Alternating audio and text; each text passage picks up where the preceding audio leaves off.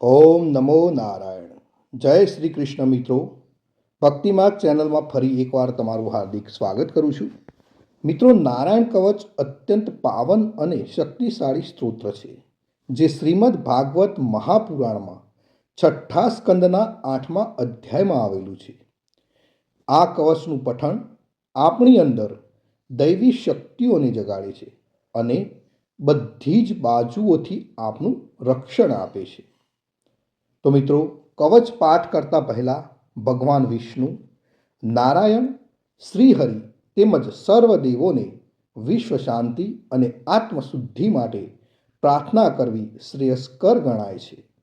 તો આપણે આપણા પરિવાર માટે તેમજ વિશ્વના કલ્યાણ માટે શ્રીહરિને પ્રાર્થના કરીશું. પછી જ આપણે નારાયણ કવચનું સંપૂર્ણ પાઠ કરીશું. પ્રાર્થના. હે પરમ નારાયણ, અનંત અનાદિ વાસુદેવ, હે જગતના ત્રાતા, ધર્મના રક્ષક, આજે હું આપની શરણ આવી ભય મુક્તિ, શાંતિ અને શુદ્ધિ માટે હું મારા મન, વાણી અને કર્મથી આપની આરાધના કરું છું. હે દયાના સાગર, અમારી ભૂલ ચૂકોને માફ કરી અમારું રક્ષણ કરો. આજનો નારાયણ કવચનો પાઠ કેવળ મારા માટે નહીં, પણ સંસારના સર્વ જીવોના કલ્યાણ માટે, શાંતિ માટે અને પરમ શ્રેય માટે હું કરું છું. હે હરિ, મારી આંતરિક અને બાહ્ય દુઃખોને નાશ કરો, મને સત્પથ પર ચલાવો અને મારું મન હંમેશા આપના ચરણોમાં અડગ રહે એવી કૃપા દ્રષ્ટિ કરો. ઓમ નમો નારાયણ. તો મિત્રો, આપણે નારાયણ કવચનો પાઠ સંપૂર્ણ સાંભળીશું, તો જ એમાં કહેવામાં આવેલું ફળ કથન આપણે પ્રાપ્ત કરી શકીશું. તો આપણે નારાયણ કવચ સાંભળતા પહેલાં કોમેન્ટની અંદર જય શ્રી કૃષ્ણ લખીશું અને ત્યાર પછી આપણે સંપૂર્ણ નારાયણ કવચનો પાઠ સાંભળીશું. અને સાંભળ્યા પછી પણ આપણા જે પણ મિત્રો હોય એમને પણ જરૂરથી શેર કરીશું. તો ચાલો શરૂ કરીએ મિત્રો આપણે નારાયણ કવચનો પાઠ, જે તમે અંત સુધી સાંભળજો. નારાયણ કવચ. શ્રીમદ ભાગવતના છઠ્ઠા સ્કંદના 8મા અધ્યાયમાં શ્રી નારાયણ કવચ ત્વષ્ટા ઋષિના પુત્ર વિશ્વરૂપ ઇન્દ્રને કહે છે. વિશ્વરૂપ કહે છે, જ્યારે ભયનો સમય પાસે આવ્યો હોય ત્યારે મનુષ્ય હાથ પગ ધોઈ આચમન કરી ઉત્તર દિશા તરફ મુખ રાખી નારાયણ કવચનો પાઠ કરવો. જ્યારે ભય આવે ત્યારે શ્રી નારાયણ રૂપ નામનું બખ્તર ધારણ કરવું. ગરુડની પીઠ પર ચરણ કમળ ધારણ કરનારા, 8 સિદ્ધિઓવાળા, 8 બાહુઓવાળા અને તે 8 બાહુઓ વિશે શંખ, ચક્ર, ઢાલ, ગદા, બાણ, ધનુષ તથા પાસને ધારણ કરનારા શ્રીહરિ, મારી સર્વ પ્રકારે રક્ષા કરો. જળમાં મત્સ્ય અવતારધારી ભગવાન, જલતંતુઓથી તથા વરુણના પાસથી મારી રક્ષા કરો. માયાથી બટુક બનેલા વામનજી, સ્થળમાં મારી રક્ષા કરો. શ્રી વિશ્વરૂપ ત્રિવિક્રમ ભગવાન, આકાશમાં મારી રક્ષા કરો. જેના અઠહાસ્યથી દિશાઓ ગાજી ઉઠી હતી અને ગર્ભિણીઓના ગર્ભ પડી ગયા હતા, તેવા ઋષિ ભગવાન, દુર્ગ વન અને યુદ્ધ ભૂમિમાં મારી રક્ષા કરો. પોતાની દાઢથી પાતાળમાંથી પૃથ્વીનો ઉદ્ધાર કરનાર ભગવાન, યજ્ઞ મૂર્તિ વરાહ, માર્ગમાં મારી રક્ષા કરો. પરશુરામ ભગવાન, પર્વતોના શિખરોમાં મારી રક્ષા કરો.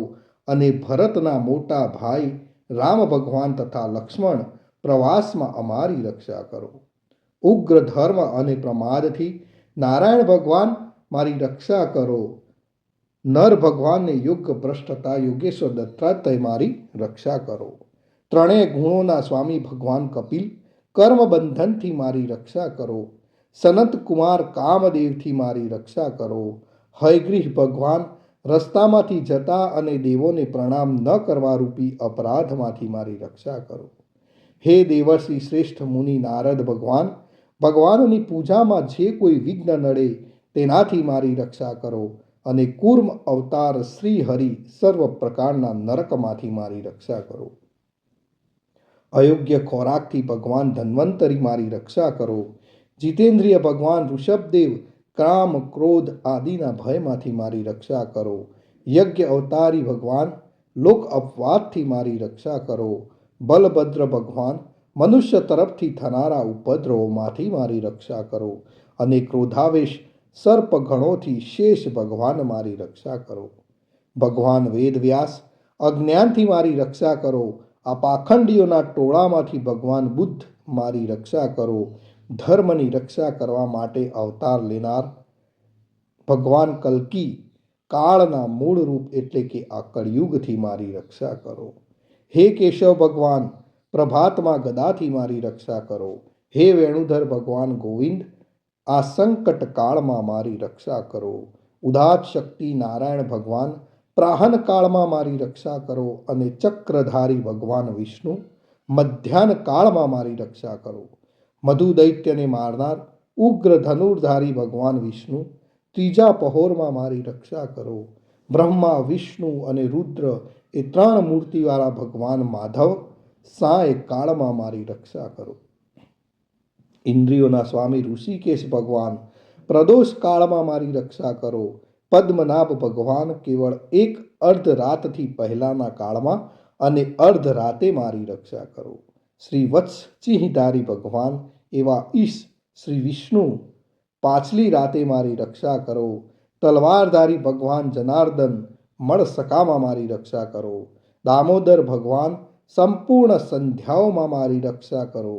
કાળ મૂર્તિ ભગવાન વિશ્વેશ્વર સૂર્યોદય પહેલાના કાળમાં મારી રક્ષા કરો. હે પ્રલય સમયના અગ્નિ જેવી તીક્ષ્ણ ધારવાળા ચક્ર વાયુવાળા અગ્નિથી જેમ સૂકું ઘાસ બળીને ભસ્મ થાય તેમ અમારી શત્રુ સેનાને ભસ્મ કરો. હે વ્રજના જેવા તીક્ષ્ણ સ્પર્શવાળા તણખાઓથી ભરેલી ગદા તમે ભગવાનને પ્રિય છો. તમે કુષ્માંડ યક્ષ રાક્ષસ ભૂત તથા ગ્રહોનો ભૂક્કો કરી નાખો તથા શત્રુઓના ચૂરે ચૂરા કરી નાખો. હે પંચજન્ય શંખરાજ શ્રી કૃષ્ણ ભગવાન તમને ફૂંકીને ભયંકર શબ્દ કરે છે અને તેનાથી શત્રુઓના હૃદય કંપે છે. હે પંચજન્ય શંખરાજ તમે રાક્ષસો પ્રમથો પ્રેતગણ માતૃકાગણ પિશાચ બ્રહ્મ રાક્ષસ તથા બીજા ઘોર દ્રષ્ટિવાળાઓને નસાડી મૂકો. હે તીક્ષ્ણ ધારવાળી તલવાર તમે ભગવાનના હસ્ત દ્વારા પ્રેરાઈને મારા શત્રુઓના સૈન્યને કાપી નાખો. હે સેંકડો ચંદ્ર જેવા મંડળ સમાન ઢાલ તમે શત્રુઓની આંખોને ઢાંકી દો તથા પાપી નજરવાળાઓની પાપ દ્રષ્ટિને હરી લો.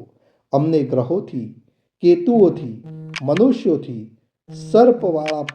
સર્પોથી દાઢવાળા પ્રાણીઓથી તથા પાપોથી જે ભય થાય છે તે સૌ તથા જેઓ અમારા સુખમાં વિઘ્ન કરનાર છે તે સર્વે ભયો ભગવાનના નામરૂપ અસ્ત્રના કીર્તનથી સ્તુત જ નાશ પામો.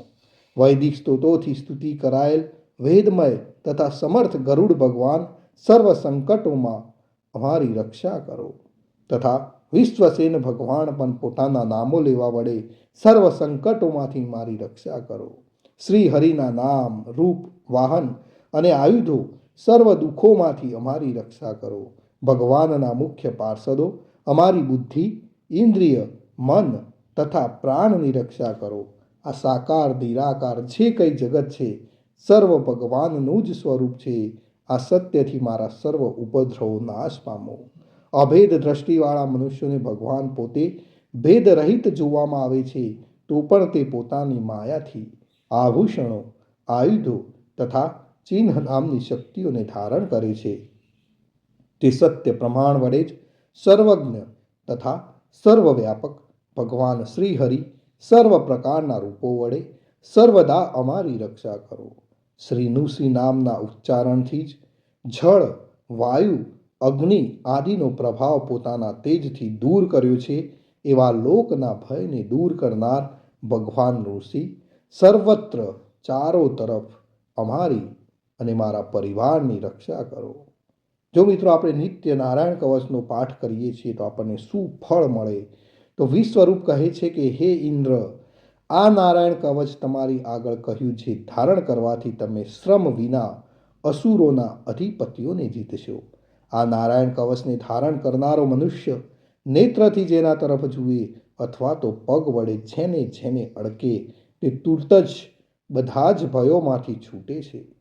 આ નારાયણ કવચ ભરનાર પુરુષને કોઈ દિવસ રાજાઓ તરફથી, ચોર તરફથી, ગ્રહો થકી, વ્યાઘ્ર આદિ તરફથી, બીજા કોઈ તરફથી કોઈ પણ પ્રકારનો ભય રહેતો નથી. તો મિત્રો, આ હતું આપણું રક્ષા કરનારું નારાયણ કવચ. ભગવાન સર્વનું રક્ષણ કરે એવી જ મારી પ્રાર્થના છે. અને આપણે નિત્ય મિત્રો જ્યારે પણ સમય મળે ત્યારે નારાયણ કવચનો પાઠ કરવો જોઈએ. તો કોમેન્ટની અંદર જય શ્રી કૃષ્ણ લખવાનું ભૂલશો નહીં. જય શ્રી કૃષ્ણ, જય શ્રી કૃષ્ણ, જય શ્રી કૃષ્ણ.